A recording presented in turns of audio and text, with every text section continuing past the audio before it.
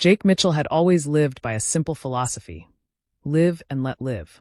His farm, a sprawling piece of land that had been in his family for generations, was more than just a livelihood. It was a legacy, a testament to the hard work and resilience of his ancestors. Waking up every morning to the sight of golden fields, the scent of fresh earth, and the sounds of his animals was all the peace he needed.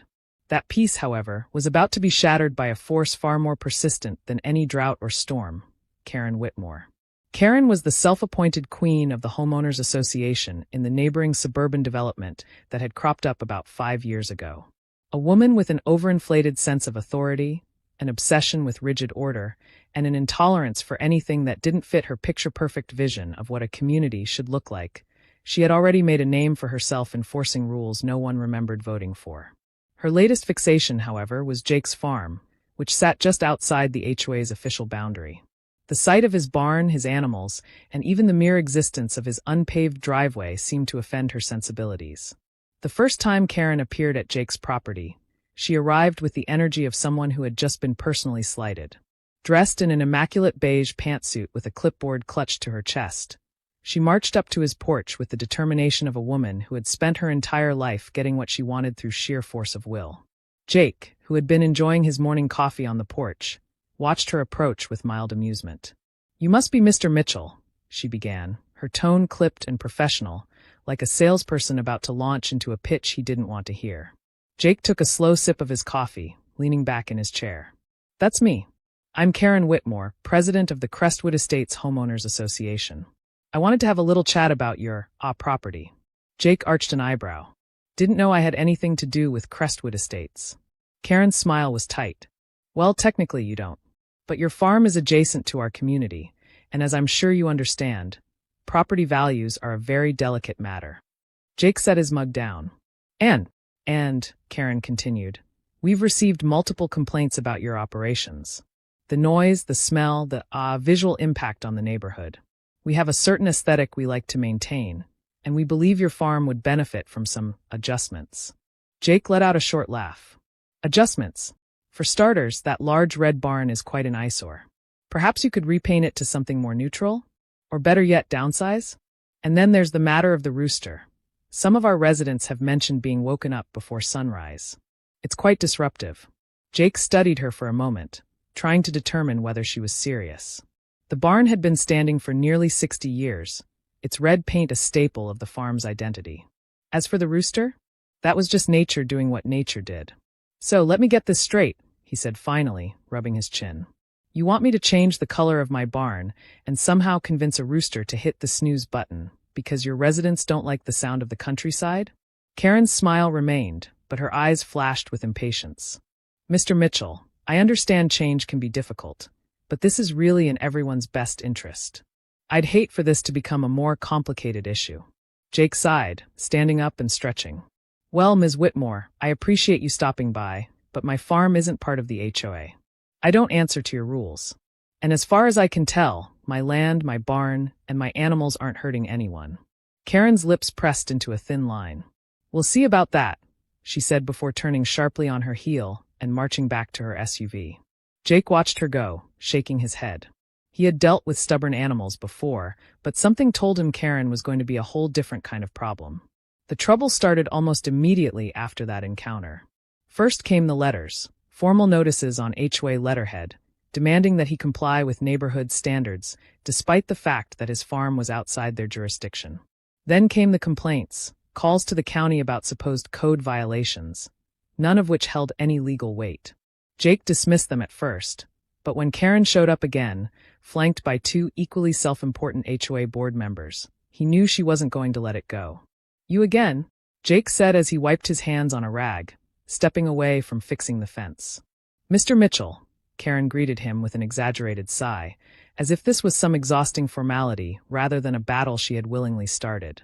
"I was hoping we could handle this civilly, but you continue to ignore our requests." Jake crossed his arms. "That's because your requests are ridiculous." Karen ignored his response and handed him another document. "As per HOA regulations." "I'm not in your HOA," Jake interrupted, waving the paper back at her. "As per HOA regulations," she repeated, her voice tightening. All properties within visual range of Crestwood Estates must adhere to community aesthetic guidelines.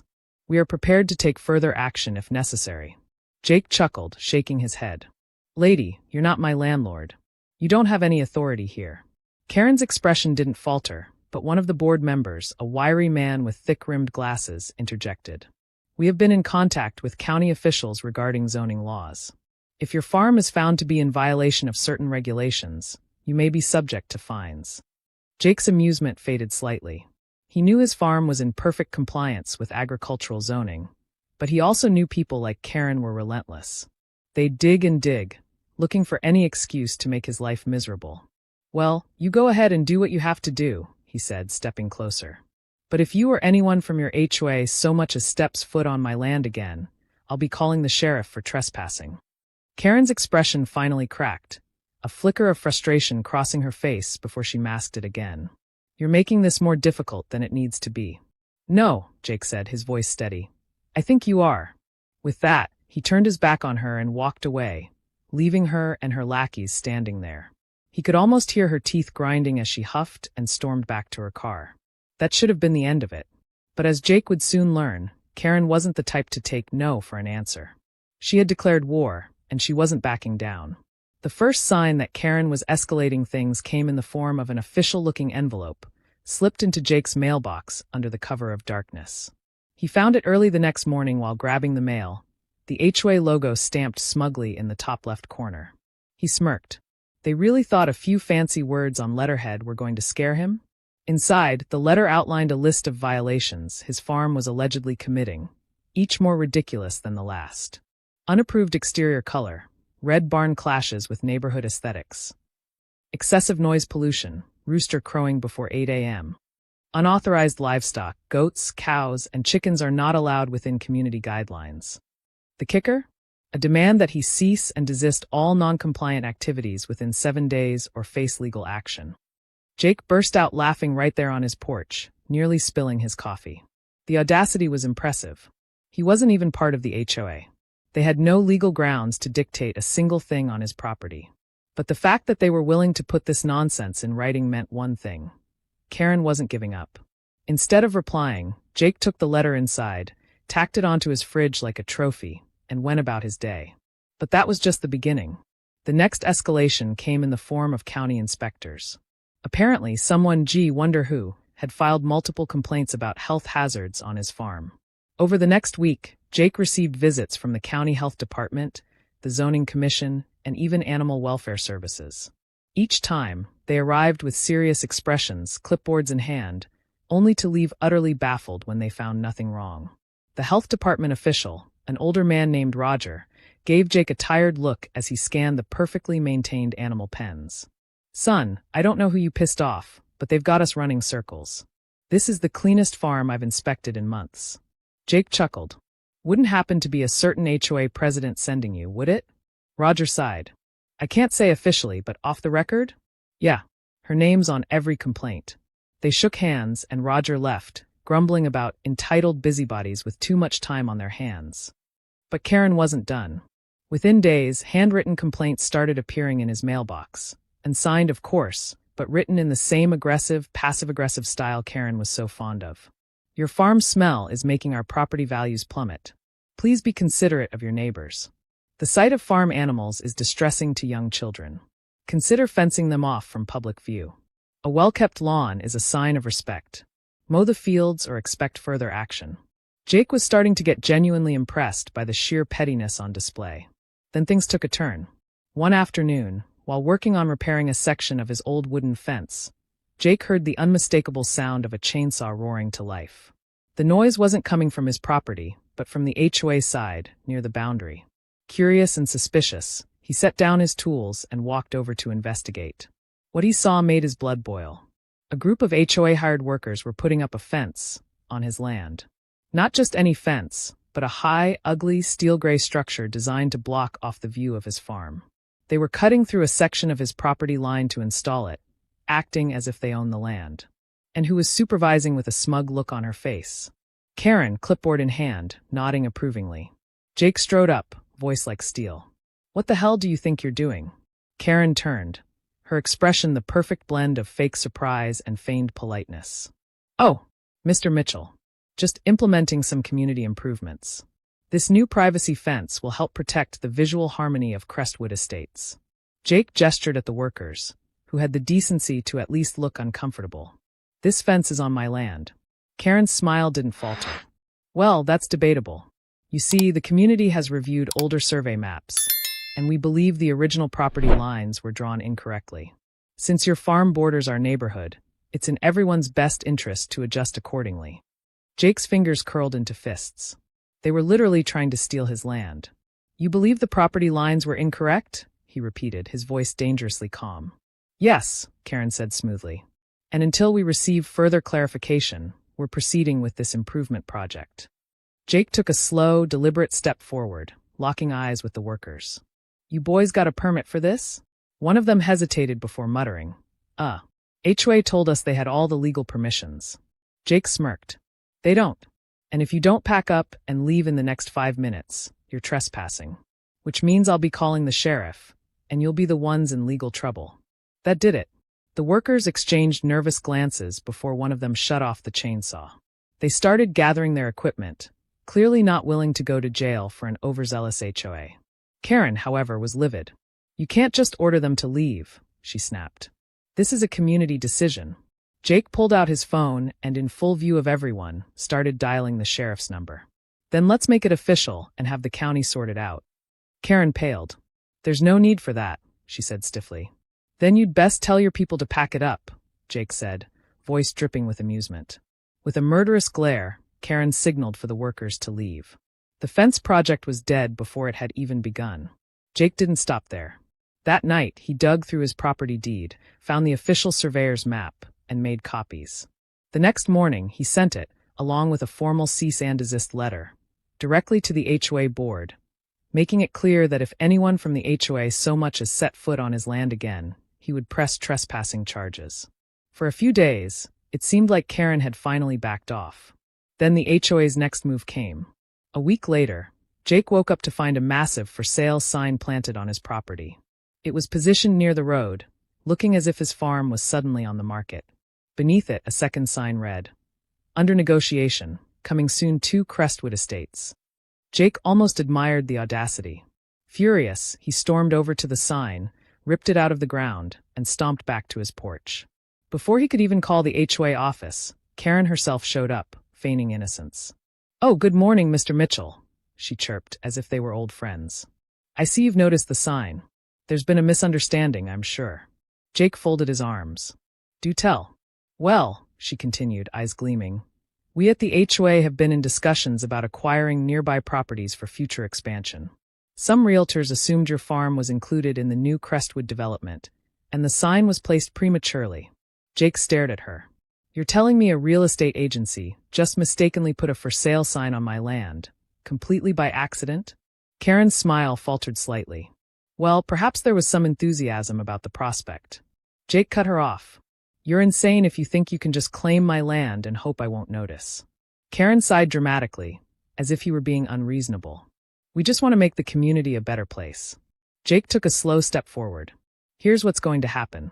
You're going to call whoever put this sign up and tell them to never set foot on my property again. Because if I see another one, I won't be tearing it down. I'll be suing the entire HOA for fraud." Karen paled. "Now, Mr. Mitchell, let's not be hasty." Jake pulled out his phone.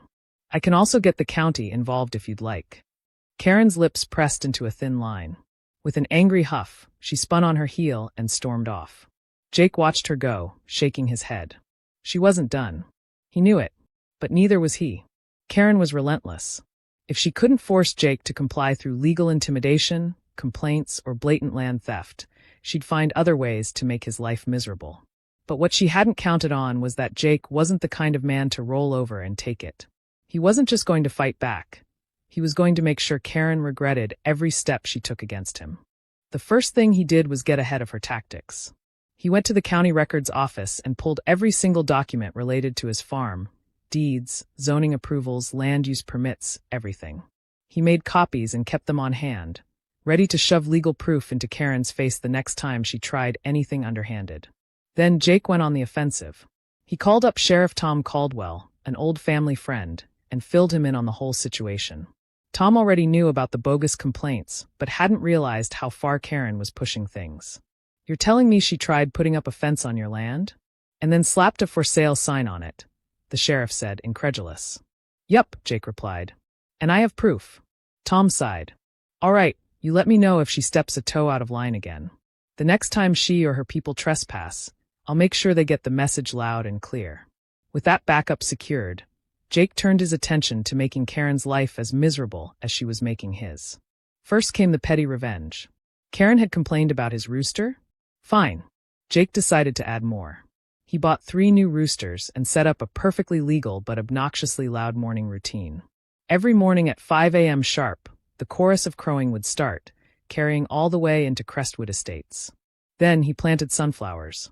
Karen had once complained that his fields were an eyesore compared to the manicured lawns of the HOA.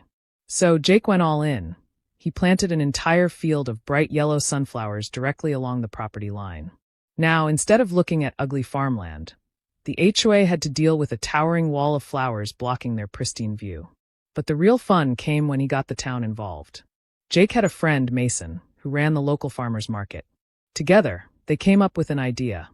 Why not host a weekly farm event on Jake's land?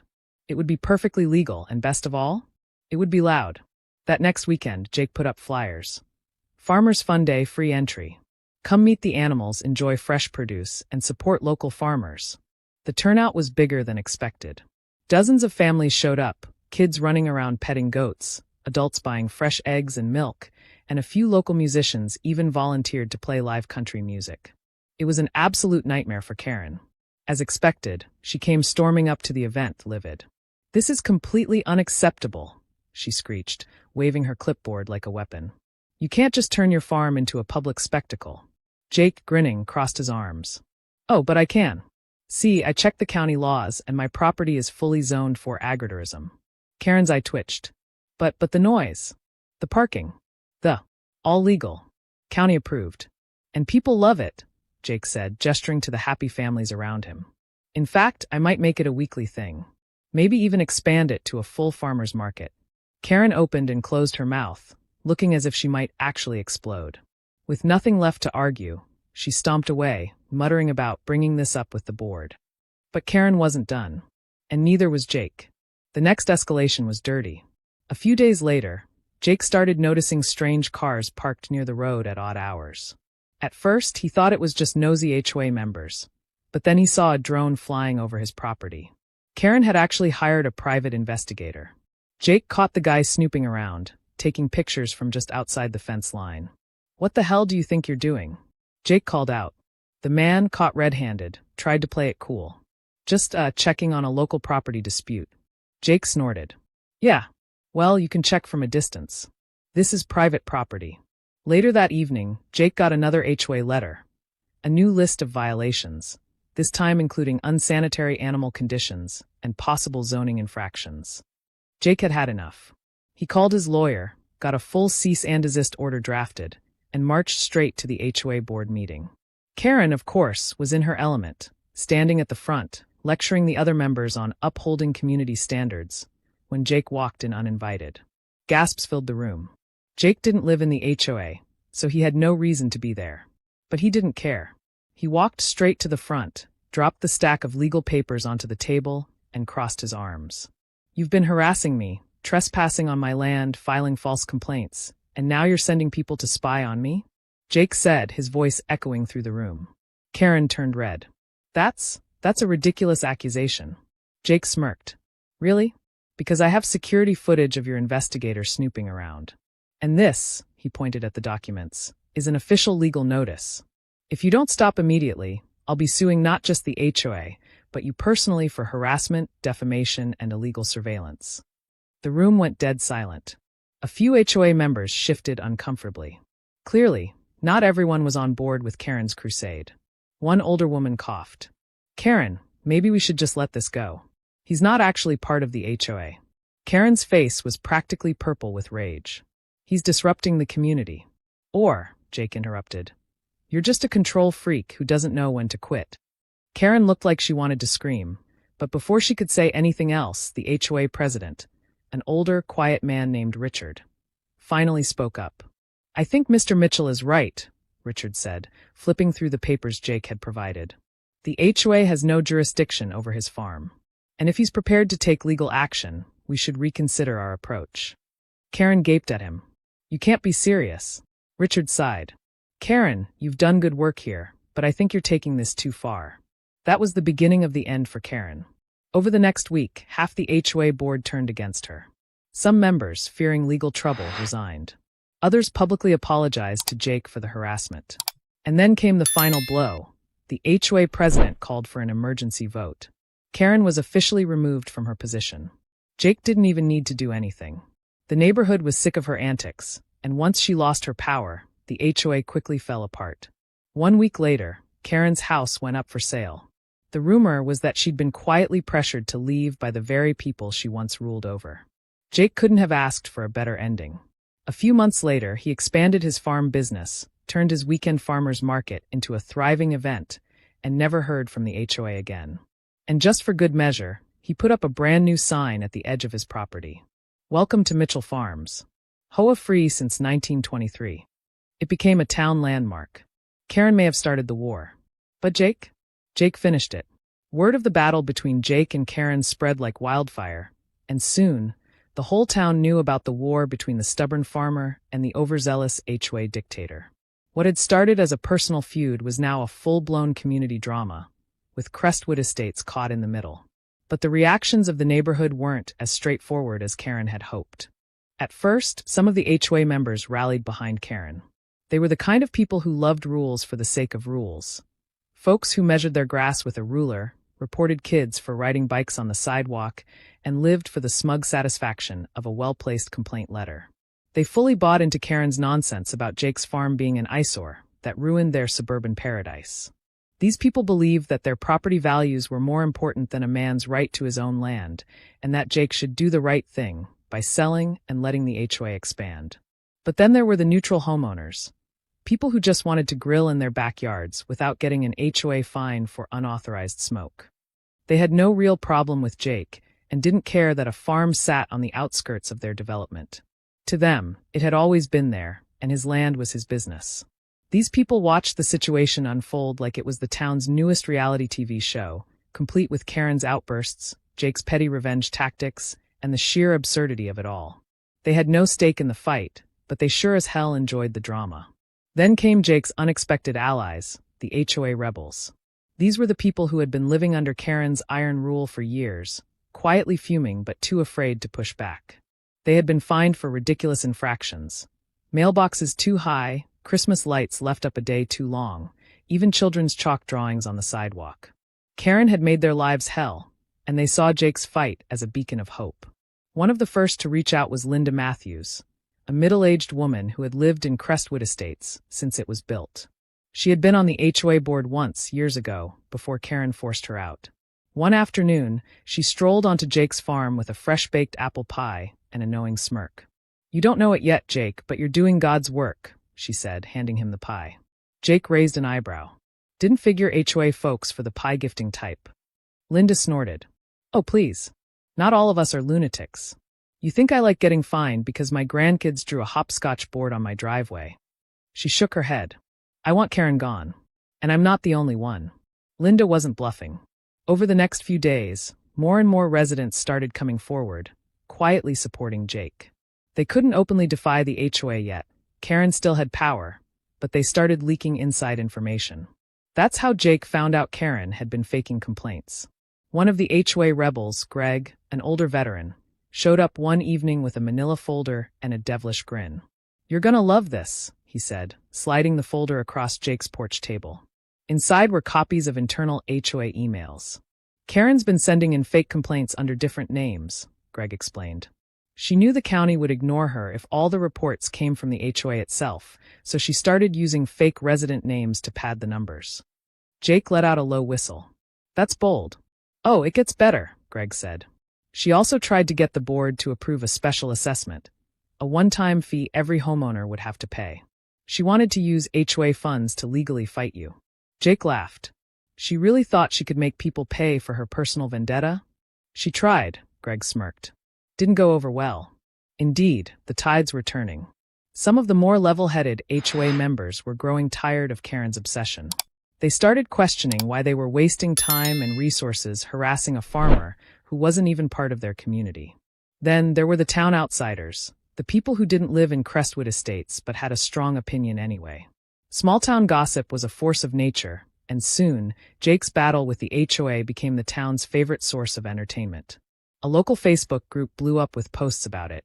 I don't even live in Crestwood, but I hope the farmer wins. HOA people are the worst. The fact that Karen thought she could annex a farm into her HOA is absolutely insane. I want a reality TV show about this. I'd watch the hell out of it. Even the local diner got in on it. A waitress at Maggie's Cafe started naming menu items after the feud. The Karen Special, a plain, dry chicken sandwich with a side of unsalted fries. The Jake Burger, a hearty, fully loaded cheeseburger with extra bacon. It got so bad that even the local newspaper ran a story about it, interviewing people from the neighborhood. One of Jake's personal favorites was a quote from an anonymous HOA member. Look, I don't love the farm being there, but if I have to choose between hearing a rooster in the morning or another 2 years of Karen running the HOA, I'll take the damn rooster. Of course, Karen was furious about all of this.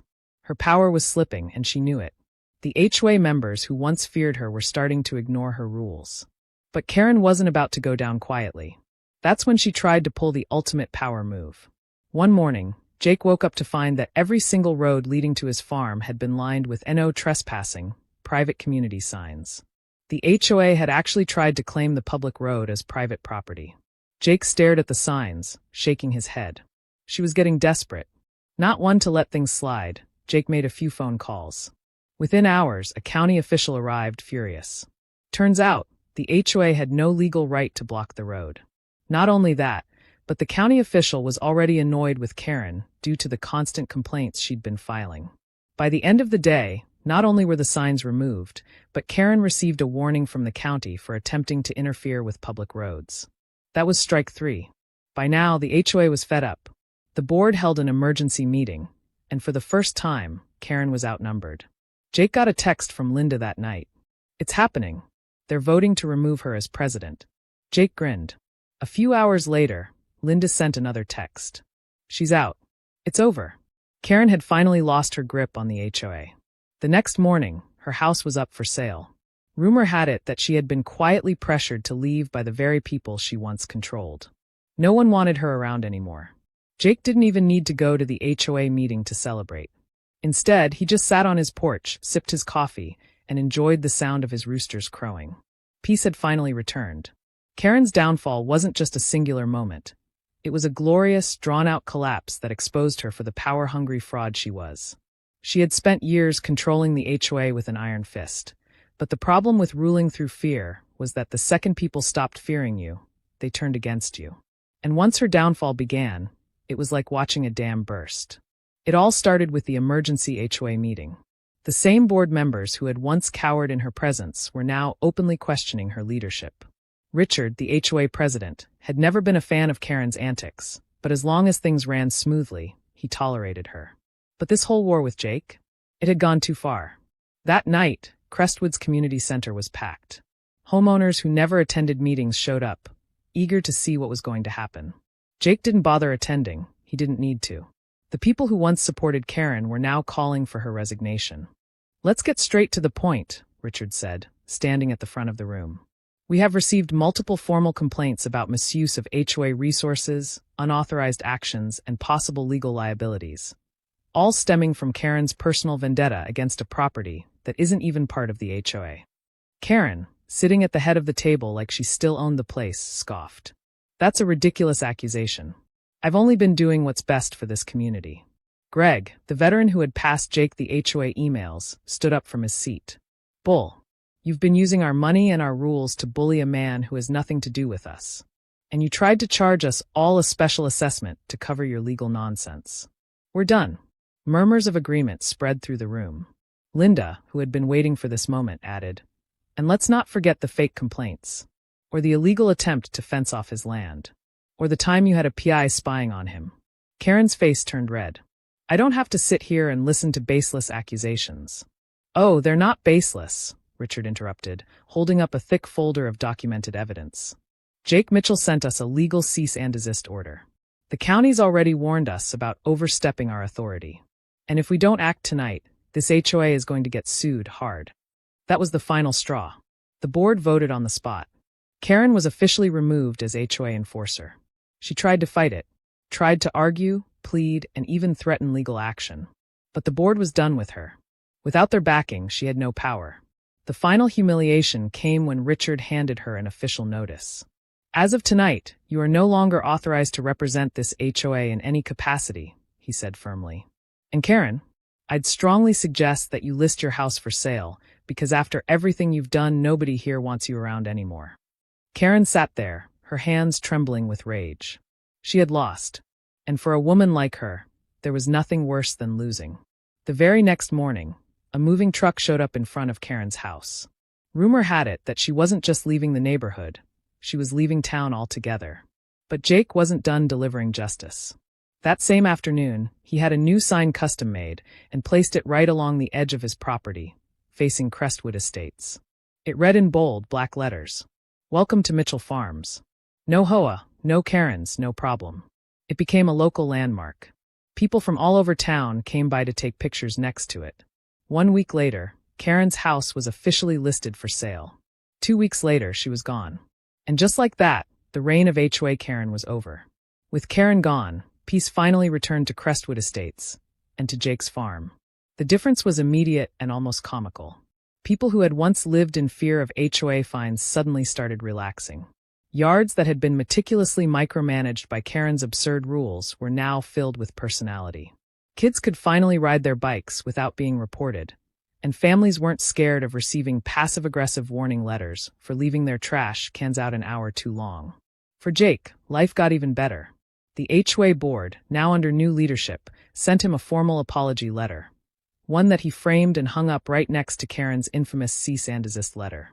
It was poetic, but the best part, they actually offered to make peace. One evening, Linda and a few of the former HOA rebels showed up at Jake's farm with a basket of fresh-baked goods.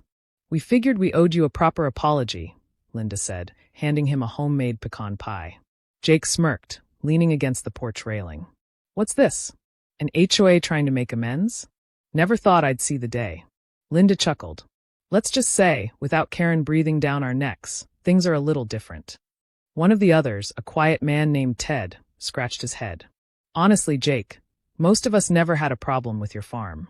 We didn't want to end up on Karen's hit list." "Understandable," Jake said, taking a bite of pie. "She had a way of making life hell." Linda nodded. "But now that she's gone, we were thinking, maybe a fresh start? No more fighting." Jake considered it for a moment. "Well," he said finally, "as long as no one starts trying to annex my land again, I think we can call a truce." Everyone laughed, and just like that, years of hostility started fading away. But karma?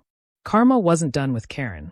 A few weeks later, news circulated through town that Karen's attempt to start fresh in a new neighborhood had gone spectacularly wrong.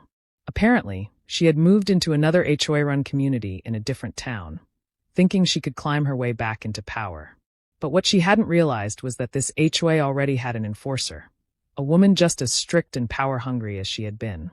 Within a month, Karen found herself on the receiving end of the very same HOA nonsense she had inflicted on others. She was reported for her grass being half an inch too high. She got fined for parking too close to the curb. And the best part? Her new HOA president hated troublemakers. The second Karen tried to assert herself, demanding a leadership role, she was shut down so fast it made her head spin. By the time Jake heard about it, Karen had already put her new house up for sale, again. Poetic justice at its finest. Meanwhile, Jake's farm thrived. Without HOA interference, he expanded his weekend market, and it became one of the town's biggest attractions. Families came from all over to enjoy fresh produce, live music, and good food. Even some of the HOA members became regular visitors, happily buying eggs and vegetables from the very farm Karen had tried to destroy. Jake never saw Karen again. But every now and then, when he sat on his porch drinking coffee, he'd glance at the sign by his property line, the one reminding the world that Mitchell Farms was a Karen-free zone. And he'd smile, because in the end, Karma had done exactly what it was supposed to.